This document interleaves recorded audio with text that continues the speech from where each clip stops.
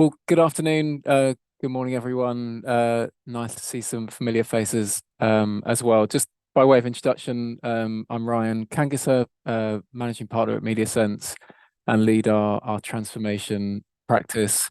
I'm sure you've all had time to look at the slide. I just wanted to put up a brief introduction just for those who haven't come across MediaSense, but we, as Matt said, we operate in a global media advisory space and a very proud strategic partner of the WFA.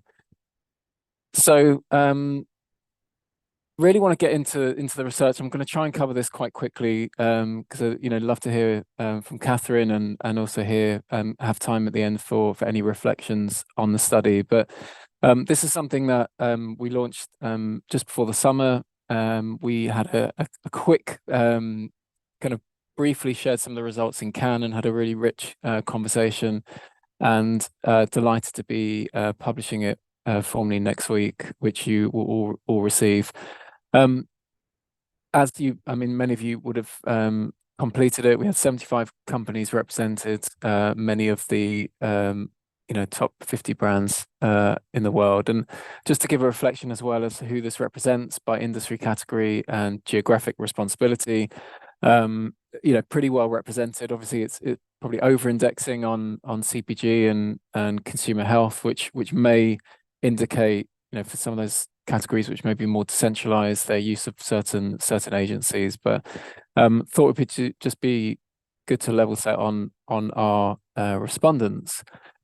Now, I should say we are the studies focus on the media agency model, and what we just want to again level set around is the different archetypes that we describe through the report, because we talk about established holding companies, we talk about challenger holding companies, and then specialists, and this just hopefully provides a neat illustration of who we're describing and their relative, I guess, scale, size and scale.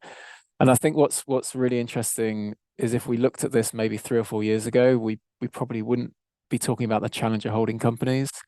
And some of those specialist networks would certainly not be operating at the size and scale that they are today. And so much of that has been through just a lot of private equity or venture capital backed organizations, highly acquisitive, and particularly around the challenger holding companies now operating offering a model that can support global brands at scale, very much through a digital first operating model. And I think increasingly are starting to take a big chunk out of the big six's lunch. So it's been, I guess, just as a landscape continually changing, and really has transformed hugely over the last 2 or 3 years.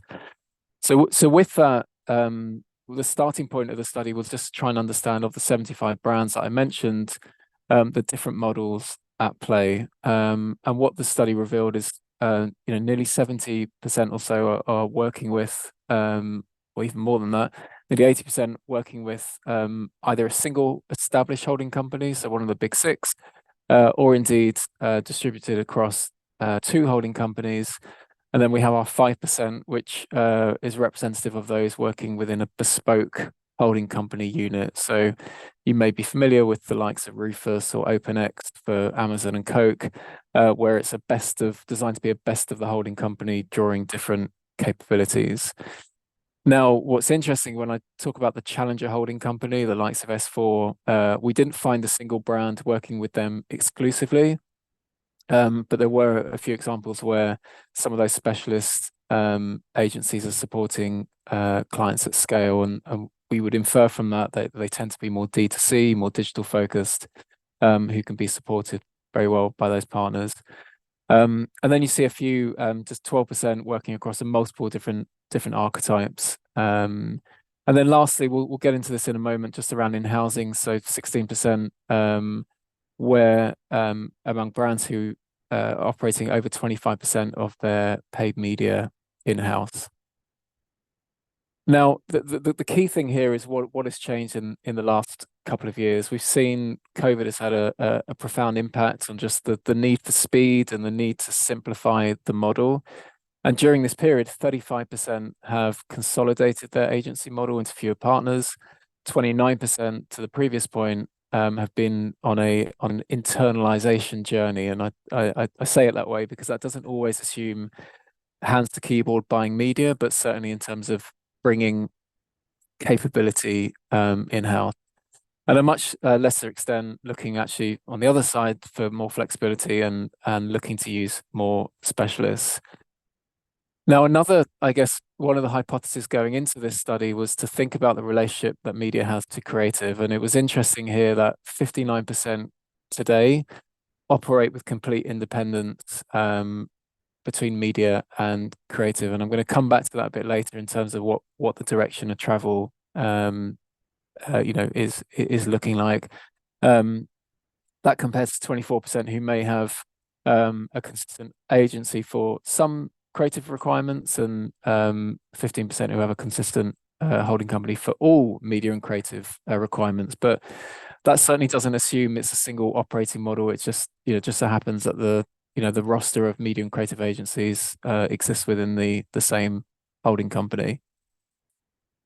Now, as you think about those specialist agencies that we refer to, what we were trying to understand is, importantly, what are the services that brands are looking to buy when they go down that road? And maybe unsurprisingly, just given the exponential growth of e-commerce and retail media, social and influencer, see data analytics, automation over the last 3 years, many are looking to those partners to bring that much needed innovation and expertise at scale. So perhaps again, if we did this 3 or 4 years ago, we'd see more around the programmatic and I guess performance marketing, where there was clearly some scarcity, but that scarcity seems most acute around those high growth channels that exist today around e-commerce and social. Similarly, when we think about in-housing, again, trying to understand those disciplines that are being brought in-house, I think what was particularly interesting here is around content, because I think we've always seen in-housing be the domain of performance marketing, or performance marketing the domain of in-housing. But actually, content and performance marketing are now going hand in hand, and that just may be symptomatic of the need for content in order to offer that turnkey solution in-house. And we expect that will continue. Perhaps not around ideation. We see less appetite to bring that side of creative in-house, but certainly the ability to develop those real-time assets and activate in real time. And then just reflecting, I guess, on the wider model. So we're looking at both the agency model itself and then the remuneration model. And most people feel it's broadly the right model, but there is clear room for improvement. Perhaps most concerningly is 1 in 4 believe it's unfit for future purpose, and I'm sure many on the call today are going through their own transformation, and most likely are demanding very different types of capabilities, very different types of type of servicing model and construct, and then from a remuneration perspective, looking to pay in different ways that maybe drive better behaviors. So we expect that as a proportion to trigger more transformation on the external side to find something that is better aligned to their needs. So I guess thinking about what needs to change, what really resonated from our respondents was the need for flexibility around service model. So if you think about the traditional quite localized model, there's a desire to really try and find unlock greater speed and agility through things like centralization, nearshore, offshoring, which has seen a tremendous increase in appetite over the last couple of years, and is really behind a lot of the growth of the challenger agencies who have not built their business to be in every single market around the world, but have focused on those key talent centers and being able to offer to operate, particularly around digital media, doing that at scale from fewer centers. Linked to that is to simplify the model. Despite the promise of single P&L, still kind of waiting to see that really come through, and just this desire to spend less time managing their agency's business and more time managing their own. They're really looking for that simplified model and arguably fewer partners. And I think, and I'm going to come back to this in a moment, but 1 in 4 looking actually to consolidate beyond just media, but looking into creative data and technology into a single partner. And that's really thinking about, with the common spine of data and technology powering data-driven media and data-driven creativity. And that may seem the panacea for many on the call, but certainly is something that increasingly a lot of brands are looking to do, to be able to create something more consumer centric and more agile. So I realize I'm going through this quite quickly, and hopefully it's it's a good trigger for what's to come in the next few days with the full report. But I think that the main thing here is now, as we think about the next 2 to 3 years, the question we asked here was reflecting on the current agency model, how would you assess your level of satisfaction, and then contrasting that with what you deem most important in the future. And there's some interesting themes here, and many I'm sure people on the call will relate to. Firstly, around automation, integration, speed, and talent, there seems to be a distinct level of dissatisfaction across those areas. But then obviously when you overlay what is deemed to be most important in the future, there's some gap to overcome here. So particularly around speed and talent, hence why we're going to get into this today. These have been identified as key focus areas going forward, and yet there's a long way to go within many of their agency models. So it's why we want to try and understand why is the gap there? Is it getting better? Is it getting worse? And what can we maybe do to try and address that going forward? And lastly, I think we've got a few statements here that we were trying to gauge the level of agreement or otherwise. And again, there's some interesting themes here. So when we mentioned around remuneration and a desire to change, what does that mean? So 74% agree that we will see a shift towards more output and outcome-based pricing. And there's a relationship here to the theme around integration, because actually if agencies have more influence across the full funnel, then arguably they can affect more than just pricing or media efficiency. So why wouldn't they have part of their remuneration linked to those the outcomes, the business outcomes they can deliver? Around that theme of simplification, there's more clearly agreement around greater centralization and near offshoring.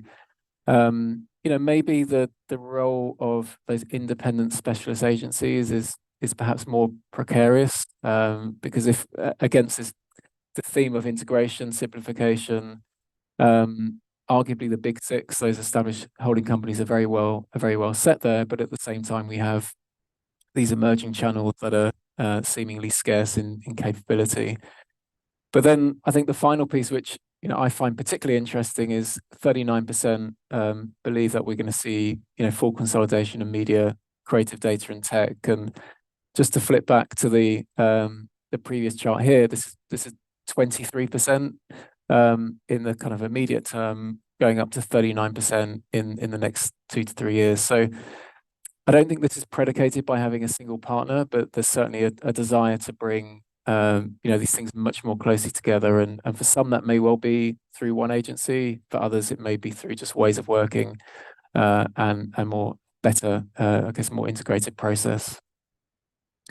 So just finally, before I hand over to Catherine to summarize the themes, this theme of consolidation around those established partners, not to mention the growth that we're seeing across others, the need for just simplifying the model, being able to navigate that ecosystem much more seamlessly, bring capabilities in, substitute others out, particularly if they go to in-house or specialist agencies, all of which is really designed to deliver that much needed speed, agility, and integration.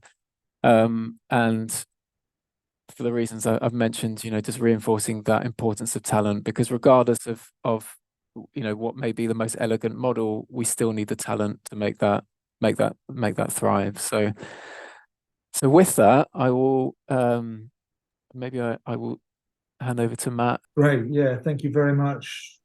So the idea here is that we hear from Ed Steer, and Ryan's going to moderate this conversation. The idea is we understand, try and interpret, get under the skin of where the talent issues from your perspective, Ed. You're obviously quite close to that. So Ryan, I know you've got some questions that you want to moderate a conversation with Ed on. So I'll hand over to Yeah. you. Yeah, thanks, Matt. And we were really keen to get to hear this perspective. I know we all hear it from our agencies and hear about some of the challenges, but what we probably don't always understand is what are candidates looking for, and where we've seen maybe some high attrition, increased attrition over the last couple of years. What is maybe behind that? So again, this is a very open discussion, and really do encourage any questions. And we've got an expert in the room here who can talk far more eloquently on this topic than I'll do my I best. can. So Ed, why don't you just give us a quick introduction, and then we can get into the discussion. Yes, I'm Ed. I'm the founder at a staffing firm called Sphere Digital Recruitment. Our customers are brands, agencies, technology vendors in ad tech and martech, and publishers. So I guess we really do sit across that whole ecosystem from a media and an advertising perspective. We have a London office where we service the UK and Europe, and we have a New York office where we service the US. And for context today, in terms of what we do and what we don't do, I think that's quite important just to frame what we can talk about. So the roles that we hire for are across all things digital marketing. We spoke about influencer content, social. We kind of that sits under our digital marketing umbrella. We work across data and analytics and product, and that's across brands, agencies, publishers. With tech vendors, not one for today, but we actually focus on kind of technology sales hires as well as quite a lot of demand generation within technology vendors. But we bow out when it gets really techy. So I know it's not so prominent for the media side of this conversation. But when it gets into kind of developers and the really technical hires, that's not our bag. Yeah, and our customers are all the businesses we're talking about today. Yeah, thank you. So Ed, about a year ago, as Matt mentioned, we presented our Media's Got Talent study, which revealed something. I forget the headline, but the worst ever crisis, right? And I remember it well. Yeah, right. We didn't want to pick up the phone. So I guess starting point is, how do you characterize this so-called crisis, and are we through the worst? What are your reflections there? Yeah, I put some thought into that. Actually, it's funny because I had a few different ideas, so I kind of unpacked them. I think it really depends, first of all, on what sort of organisation you are, how big you are, where you're located. So I don't think there's a one size fits all answer. Coming out of COVID, there was this huge, hyper growth phase. So I think that those talent shortages, I think, are really unique and won't be seen again because everybody was just grow, grow, grow. And as we've actually seen in the last 12 months, it's been the opposite. So I want to sort of take a balanced view on what I think we'll see in more usual times, because I think COVID caused, initially it caused lots of redundancies, actually, and lots of people to leave their organisations for a very short period, and talent absolutely left the media agency world at that time, and agencies didn't hire graduates in 2020. So if you think about, if you're now looking for someone with 2 years experience or 3 years experience on those really on the tools activation roles, that's a challenge. And then conversely, on the way out of COVID, there's this really big kind of over hiring or lots of hiring going on. So in terms of the actual challenges, I think in terms of how the land lies today, you touched upon it from your study, and it was really fascinating actually, because it's just the areas that we are most busy. So there are talent shortages or there's lots of demand for talent across all things e-commerce, influencer, social, retail media as kind of hot and new channels. Data, insight, econometricians and agencies are always very hard to fill. But yeah, I think there are kind of all areas where there's a hot demand for talent, but at a particular level. So this is really that to quantify it in kind of years of experience. I think it's that kind of 3 to 8 years. People who are very much on the tools, can in an agency world deal with customers, in a brand think strategically, but we haven't seen talent shortages as an example at a very senior level at the moment. I think that's conversely a market where, because of the layoffs, there's probably quite a lot of demand. So Yeah, I think there are talent shortages in all the areas that we've discussed today, and just bringing that back to the agency world, I think the agencies have a retention issue more than a talent issue. If they could really have a model where they focused on talent retention, that would solve quite a lot of the shortages. I know it wasn't on the agenda today, but I think that's really worth unpacking, the whole retention piece and how people are rewarded and developed. But really, in that world in particular, everyone's competing for the same talent. So yeah, there's kind of core areas, growth areas, new channels where things that are very data centric, where we'll see kind of ongoing talent shortages. I've put down here a bit of a random one, but this is something we're seeing now. It's actually remote and hybrid working. Because everyone's different and every organisation is different, I think that remote working and hybrid working has actually opened up new talent pools, and that was brilliant. In those real kind of talent crunches last year, we could place remote workers into brands, into agencies, and into technology platforms. And one of the things this year, as the market's become more challenging for businesses, is actually there's a drive to go back to the office. So there's actually a conflict between, whatever your policy is, it's going to alienate somebody, whether you're fully remote, hybrid, in the office, you're going to diminish your talent pool. And just a really good live example of that, and it's kind of the converse to what we might think, is we had a great offer this morning for somebody to be the CMO for a brilliant B2B marketing platform. But it's based out of London, running teams across Europe. And actually the candidate declined it because it was so remote and she really didn't want to not be with her team and in the office. So you might think a fully remote role with a big salary is really exciting, but it's not for the candidate that organisation wanted to hire. And we've had that brief for 3 months now, which is longer than we'd expect to sort of have a brief of that nature.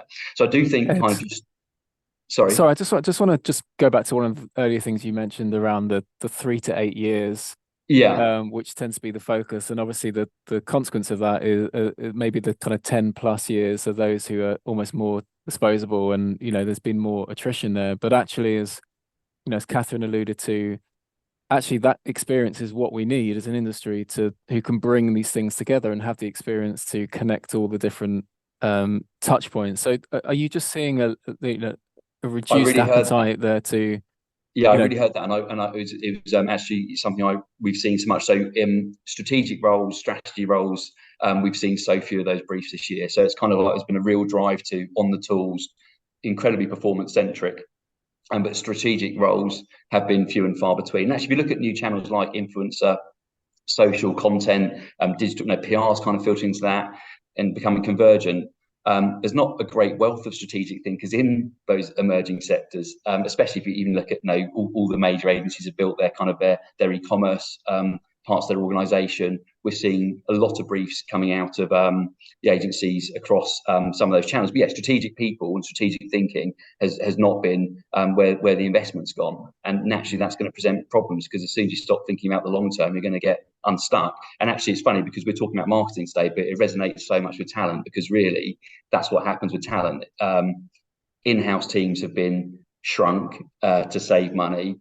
Recruitment agency spend has absolutely been diminished, yet there's a talent shortage. So that short-term thinking, I think, really kind of creates a bigger problem. But yeah, strategy roles and senior roles this year, very, very, very different to us, both post-COVID and pre-2020 as well. Yeah, but I guess I would say we are having from the summer, we saw a real uptick in strategy roles, agency size being released to us. And actually, we are now at a stage where our team has seconded into several agencies because they've become unstuck with needing to hire again.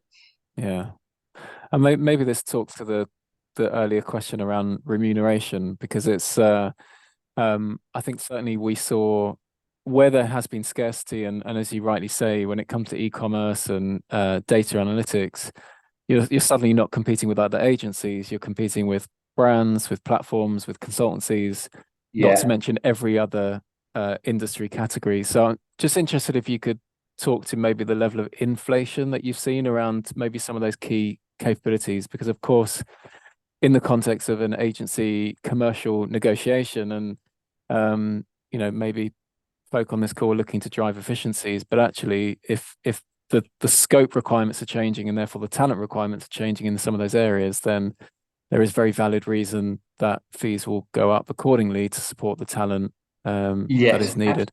absolutely. Well, I think one of the challenges, again, which kind of drives into that talent shortage this year, is because everyone's been very margin focused. In the agency world, you attract talent largely because by offering pay rises. But actually, this year there's been much more focus on not doing that. So I think that talent inflation is actually cool.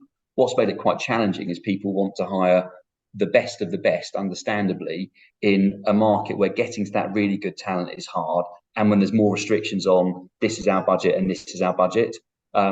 So I think that I had sort of one of my flippant thoughts before when we spoke last week was actually there's no talent shortages if you've got the right plan to attract it. But actually, one of the challenges at the moment is how do you attract talent, the right talent, when you're working with quite a few constraints. So yeah, but I do think salary inflation is cooling, but I think that's largely driven because market conditions. I have a sneaking suspicion that when some of our bigger economic issues play out, we will see talent, but the actual salary inflation I think might come back again in a bit more than it has been seen this year. Yeah, I'm particularly interested in hearing just from a candidate perspective, because when and I'll just go back a year ago when in fact Jerry, we were talking to Jerry about this topic, and he was like, "What crisis?" I think at P&G, they give such clarity on to candidates on what they're going to be doing over the next 1, 2, 3 years that and I guess I'm interested if when candidates are coming to you and saying, "Hey Ed, I need a new challenge," what is behind that? Is it the lack of clarity on career development? Is it salary? Is it variety? Has the work just become a bit dull because automation is taking over? I'd love to hear a bit more about what you're hearing there. Yeah, it's a really great question. So we do a salary and benefits survey every year, and I didn't want to do that as a recruitment company. Actually, I had a bit of an aversion to it because I didn't want to say the answer is always pay more. I feel like we can do much better than that. But we did. It's also the piece of research we're most asked for. So salary absolutely comes into play. Flexibility is really important, but flexibility is different to every individual. So I think the answer to flexibility is every company has to have a standardized policy, but there's different groups of people that need to be considered. So true flexibility is very important. Relationship with manager is still the number one reason people actually leave their roles, believe it or not. So where people do feel valued and heard and listened to, they tend to stick with it. So that is about career clarity. Where am I now? Where am I going? What's next? What's the time frame? So a great retention policy is taking people on a career journey. And my view, I'm not sure what Jerry said, but my personal view is, I think if you want to stay in the same organization, and I do think people can have, and it's great when people have very long-term careers in an organization, you want to be changing roles about every 2 years. So I think maybe 6 months to settle into a new role, 6 months to get your head around it, 6 months to master it, and then really it's kind of like what next within this organization. And naturally that can be in the same channel, but a path of natural progression is really important. And if companies have that mindset of how do we move people through the organization, if that's supported with training and learning and development, and then if it's supported with a clear pay structure, I don't see why people leave. And if someone isn't moving through that process, you're probably accepting that role is one you're happy to churn, and that person's one you're happy to churn. And on those activation roles, I think there's an element to that, isn't it? Probably is a role that someone's going to do for a certain period of time. So make sure you've got the future talent coming through, and they're just good succession planning fixes that. Yeah. Is there a role that's becoming a bit of a unicorn? What a particular capability that you're finding? I suspect, sorry to put you on the spot here, but I guess we're hearing particularly around retail media, trying to find data scientists. Yes. And I see one of the questions was just trying to understand what this looks like regionally as well. So almost if we get outside of the London bubble or the New York bubble, are there certain regions and roles that you're finding particularly hard to fill at the moment? Yes. I think it's about understanding the absolute essentials of a job. So what's hard at the moment, and this isn't a bad thing, is organizations really want the perfect fit, because I think we're all quite, largely speaking, whilst we can be bullish and talk about growth, there's an element of caution. So companies want the perfect fit, which means they have to use the exact tech, probably in a competitor from a data point of view, you know, and yeah, and then that. So that's a finite pool of candidates, and then there's where's the location, what's the working model. So it does mean each talent pool is quite small. So yeah, I think roles where they're incredibly specific, and where there's not much wiggle room for someone who's got kind of quite transferable skills. So I think one of the solutions is actually looking at if someone's used a DSP, they can probably use another one as an example. I know programmatic is probably less of a pinch than it was, as we spoke about, but Amazon DSP is an example. You know, if we're recruiting for roles that require the Amazon DSP or retail media, they really do. But I just wonder if someone's a really good trader and they're smart, if they've been using another DSP, they could probably learn that quite quickly. Yeah. Now, But I'm yes, sure to answer the the question, it's all about how narrow the brief is. And we do zone in so much on skills. I think there's making great hires is about finding a brilliant person. And if there's some focus on transferable skills, I think that could help, even in those highly technical areas. But it's hard to get great people out of their jobs. Yeah, which is a good segue, I guess, onto the in-housing piece, because I'm sure there are folk on this call who have built in-house teams, competing for the same talent, and just interested in, your experience of, sourcing talent for an in-house role, which is obviously going to be very different to an agency role. But again, just some of the motivations and some of the lessons you've learned around how brands can just, improve their approach to recruitment and development and retention when, it's so much more seemingly more competitive today. Yes, but I think that if you're a brand, you've got a really good head start, because a lot of people in agencies absolutely love the idea of joining a brand. So if we split our teams into two. We have consultants who focus on agency side roles, and then consultants who focus on brands. And the reason for that is that they're really different hiring models. So we want to reflect that. So I think that brands are able to differentiate better than agencies, and offer. But it's different for each individual. So on the one hand, an agency will talk about a variety of clients. In a brand, you can talk about being part of the organisation in a slightly different way. So from a hiring and a talent perspective, I think you need to look at the talent function and how that's performing. So I want to talk about kind of building great teams is a real passion point. So when you hire people, there's a whole piece around retention. But I think you've got to look at how your talent teams function. So and we spoke about, Catherine spoke about kind of models. So within a talent team, to really go and get the best talent, you need really red hot recruiters. And I would advocate for them to be very specialist, because it's not about managing the inbound applications. That's not gonna work. It's about really proactively going and headhunting. So you want a talent function where people are niche and focused and able to go and live in those communities. And really, if it's data scientists, you want someone who's just living in those data science communities. If it's e-commerce, someone who's living in those e-commerce communities. So having a talent team who are really focused on just recruiting talent. I appreciate this is probably hard to achieve, but I also would say I would make sure that the roles in the talent function are separate. So HR, people, workplace culture, they're all not related to filling jobs. And I think what often happens with in-house talent teams is recruitment consultants make that move for various reasons. But one of the draws is, we're not just filling jobs. But the reality is, you want your recruiters to just fill jobs. You want them to really just be zoned in on just getting the job done. It is so I would really advocate for looking at the structure of the talent team, and I'd probably incentivize the recruiters, financially, time to hire.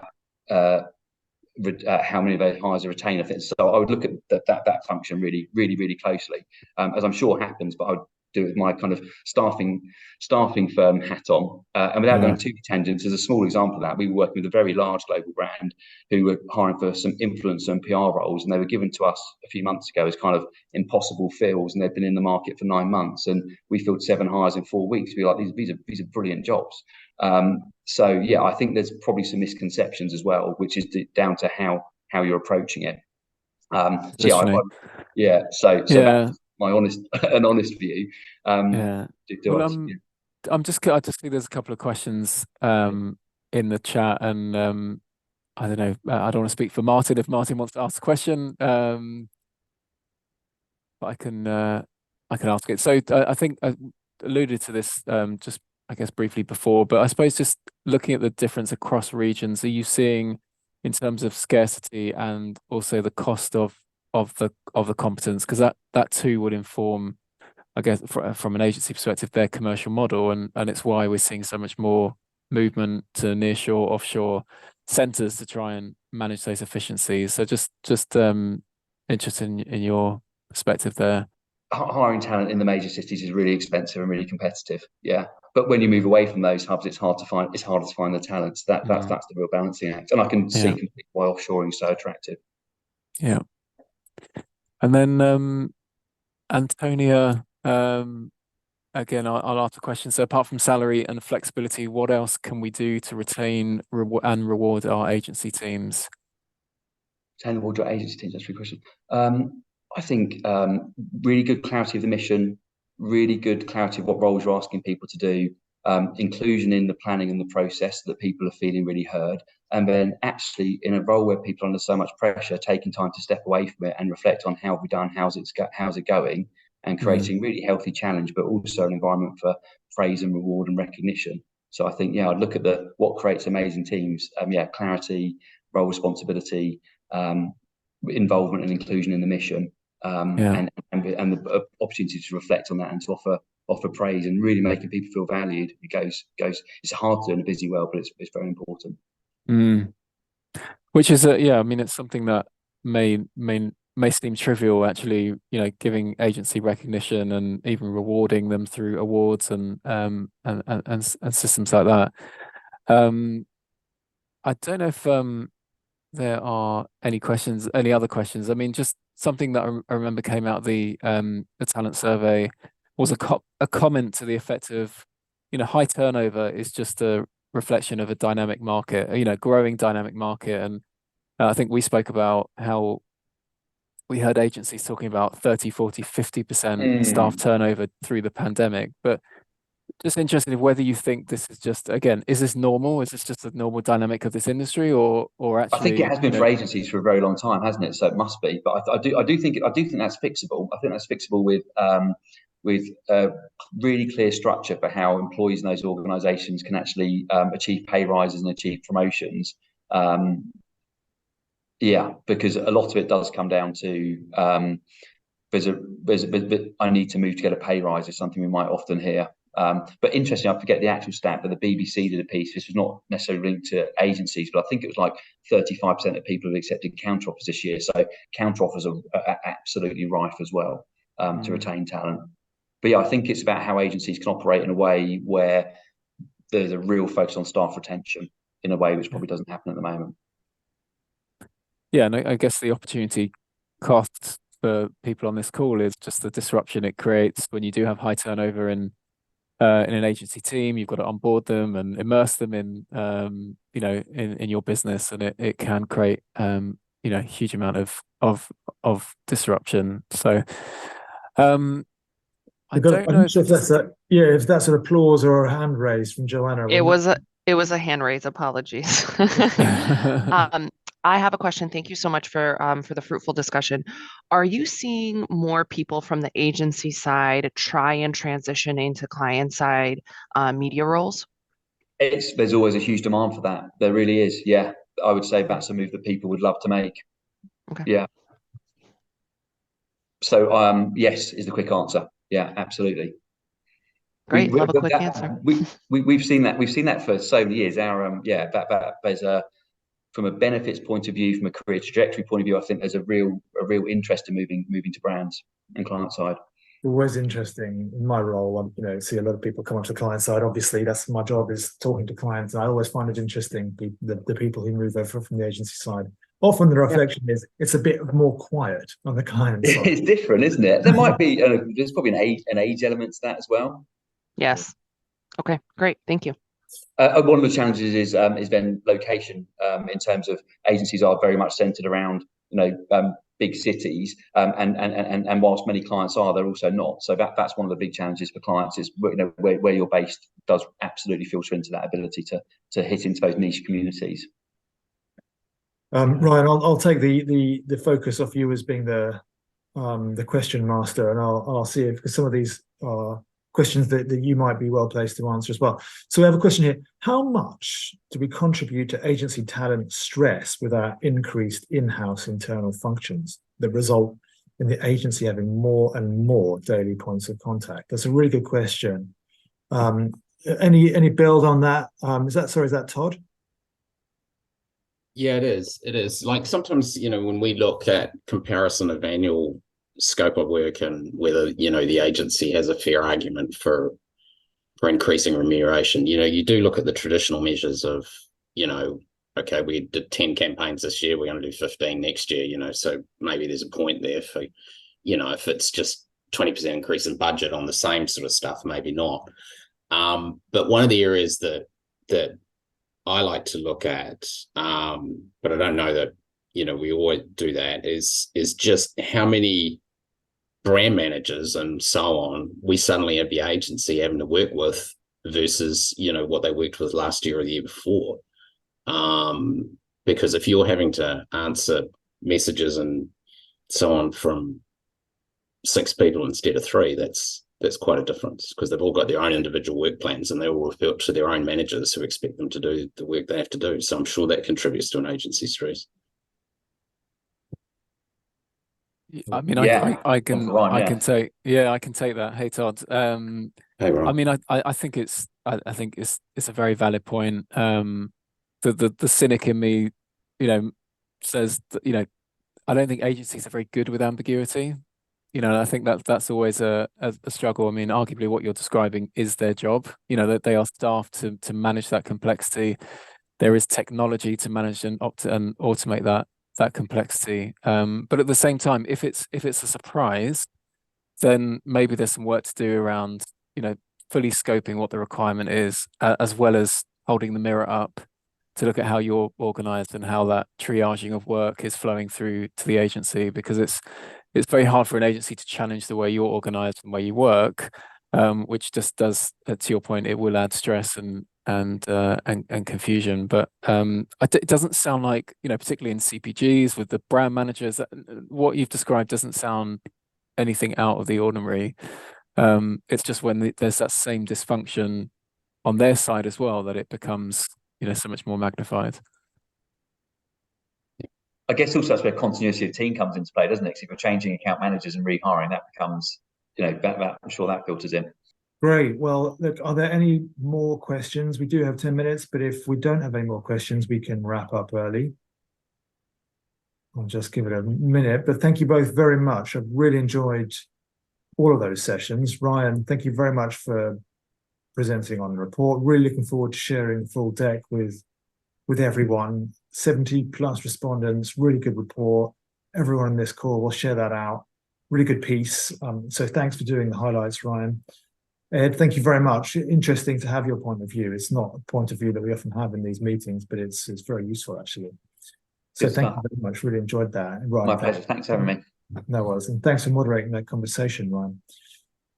Thanks to everyone for attending. I hope you found this useful, and everyone have a wonderful day ahead, and hope to see you in one of our upcoming meetings. Thanks again.